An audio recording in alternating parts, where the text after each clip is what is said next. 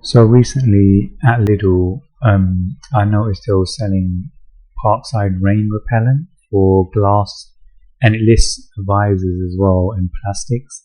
So I thought it was interesting to test it, because firstly it was really cheap compared to the usual products like Rain-X or whatever. But also I haven't seen one that is listed to work with glass and plastic. So usually the glass ones are damaged plastic, and the plastic ones are not suitable for glass. So I thought it would be interesting to try it out. I'm wondering if it was a mistake because, well, you see from the test how it performed. So here's the Parkside spray. It says shake well before use. Its application process is kind of strange. It doesn't tell you not to use microfiber cloth, but sometimes that can make coating products not work properly. So, but I use it in this case, and I did try it with a paper towel, which didn't improve things really. Yeah, so it says apply it once or twice, and a third time with some droplets of water or something, which I did try as well. It didn't seem to change anything for the visor. I've got a feeling this was designed mainly for glass, because on my mirror it worked well. Just in the visor it seemed to not make any difference at all.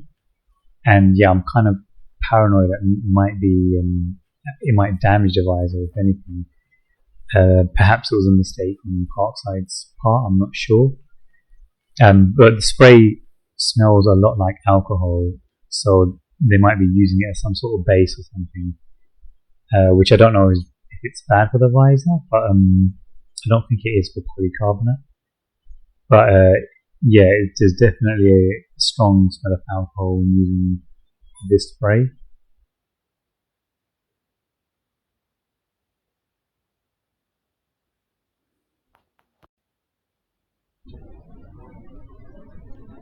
So yeah, I also tried it with paper towel because sometimes that works better for this product. As you can see, it's not making any difference.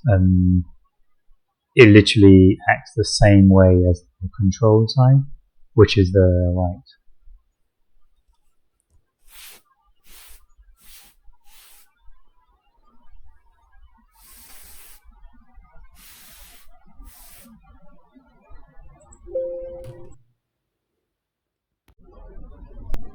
So this is the Rain-X.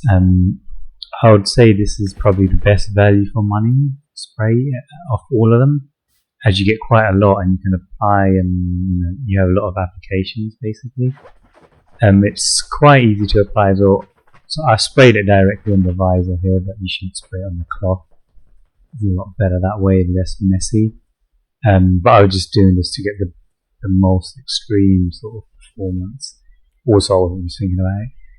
But this product does work quite well for repelling rain. It makes a noticeable difference, but it's not as good as other ones such as Visio Dry. But if you're on a budget or you want something that's a bit of value, then this is probably the best choice of all of them. As you can see, water droplets fall off a lot easier with the Rain-X versus the control. But this product does kind of require some amount of wind to work, so it's not like Visio Dry where you can just sit static at a traffic light and no rain will stick to it.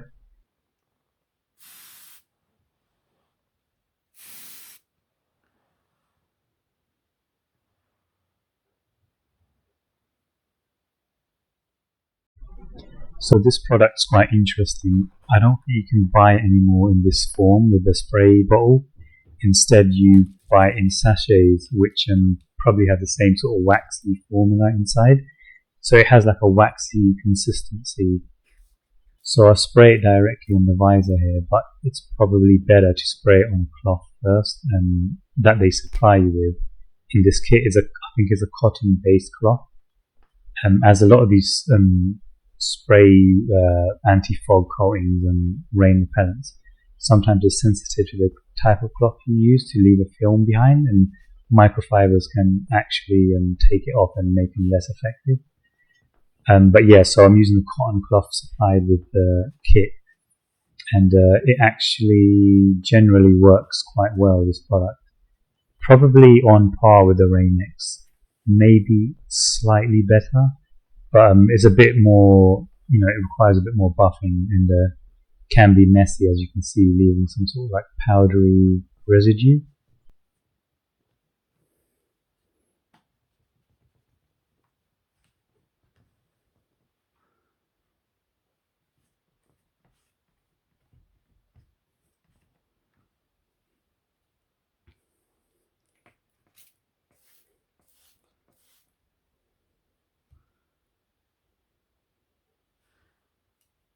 Again, this type of product requires some wind to work.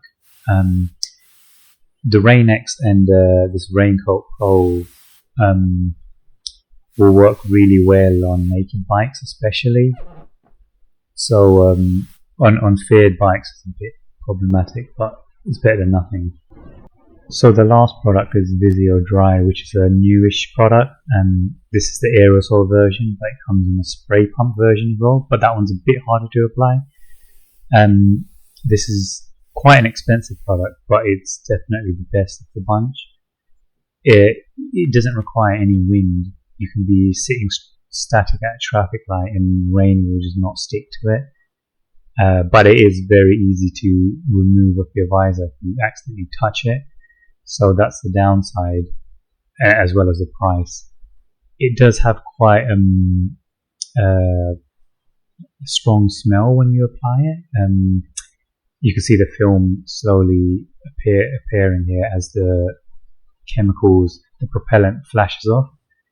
Yeah, so you want to use it in a well ventilated area, but it is definitely the most impressive of them all. The slight haze you get from the film doesn't really affect the clarity of the visor, even in dry conditions, so you don't really have to worry about that too much. I find it particularly useful in those misty rain conditions where you just get those tiny droplets.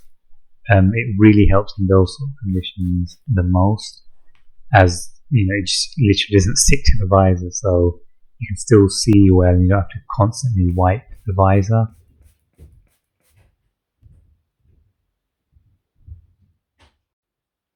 So I thought while I was here I'll review the anti-fog product as well from Parkside. It does work, but it is one of the more finicky anti-fog products to apply that I've used. Yeah, I don't think you should be using a microfiber cloth as I'm showing in this clip, because it doesn't really apply the film correctly. Certain products you have to use, I think tissue paper is what they recommend, or something like cotton based, or something different basically other than microfiber. I've seen this with muck-off and a few other liquid based anti-fog products. You don't get this with obviously when you buy the wipes, they already have the formula incorporated in them, so you don't have to worry about applying it correctly other than just wiping it properly. Yeah, so you can see, yeah, it didn't work too well in that example, but it did work a little bit. So now I resorted to using tissue paper basically to apply it on the outside and see if it makes a better difference. You would see it does to some degree. I would say it's usable, like you get a lot of product for the money. Like it was £3, so there was a deal for the anti-fog and anti-rain repellent for £3 each, which is the route I went. And as you can see, like it is helping. I used it on the outside for ease of application, and I already applied it to the inside, so you can see it does work. Eventually, any anti-fog product will saturate, so basically it will start fogging, or distorting your vision. But I found it, to be kind of decent on this test one on the outside. And you can see I'll apply it to my glasses now. It did okay for this as well, but it's really hard to apply evenly on glasses, I find. So it's not worth the hassle. I'd say I would just get one of the anti-fog white products instead. So I actually got it almost perfect in this application, even though I use a microfiber cloth. But what I meant by not being easy to apply was after this I couldn't get it applied like this any longer, like with most of the lens not fogging up. So it's very finicky to apply, and it's too much fat. It's not worth the trouble. I have another video where I compare a lot of anti-fog products, but by far the white types, which come with a cloth with the chemical pre-applied, are the best. Basically, I wouldn't even waste time with most of the liquid types. Though I did hear good things about the Zeiss anti-fog cloth sets. But here's a quick test with the rain repellent on mirrors. The left one has it applied, and this is a stock one without repellent. I applied it with a microfiber cloth, so it could have been applied incorrectly in this example, but as you can see, the one without it is more clear. So I think it made things worse, if anything. But that's not the whole story.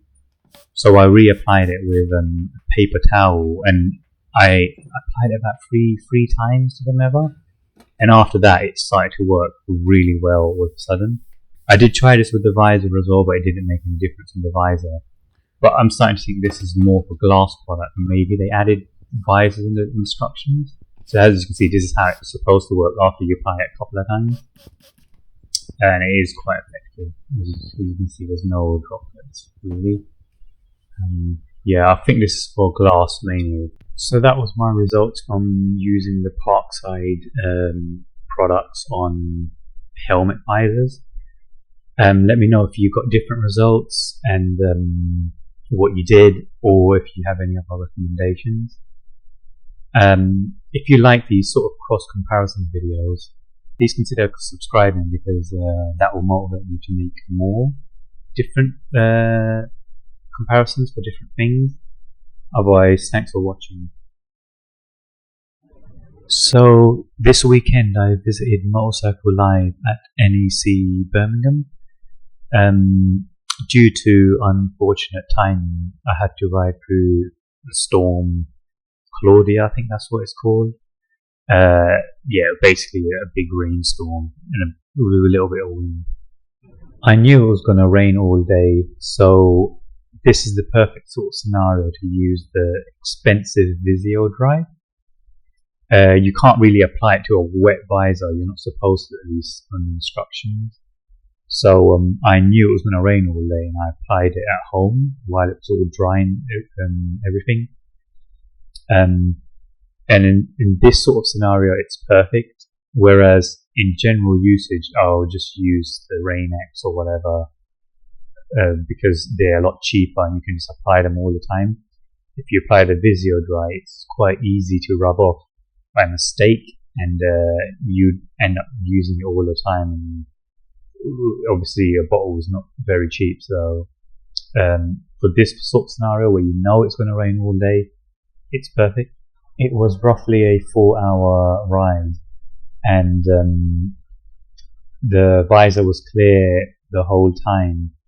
Right towards the end there was some small droplets appearing, but they were nothing major.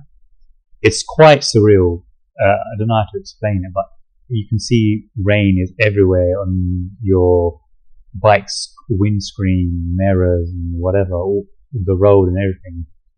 You can see the mist from the wheels of other cars and stuff, like going everywhere, but the visor just stays clear. So it's kind of it's just surreal. It helps so much, like to see things. You don't have to constantly use a visor wiper or anything, and you just focus on riding. When you apply it, you do have to apply it liberally, because the first a couple of applications I did, I was trying to save it because I didn't want to waste any, and it's expensive. But I found you'd always miss spots, so you have to apply it quite liberally, and you'd see as it dries and flashes off, you see it coat the visor. So you have to make sure you get that across all the spots. Otherwise, you will get annoying areas on the visor where droplets sit, and when that happens, it's pretty annoying to ride through that as well. So that's something you have to note with it, and obviously that means that it's going to run out fast, and that's one of the downsides because it's expensive.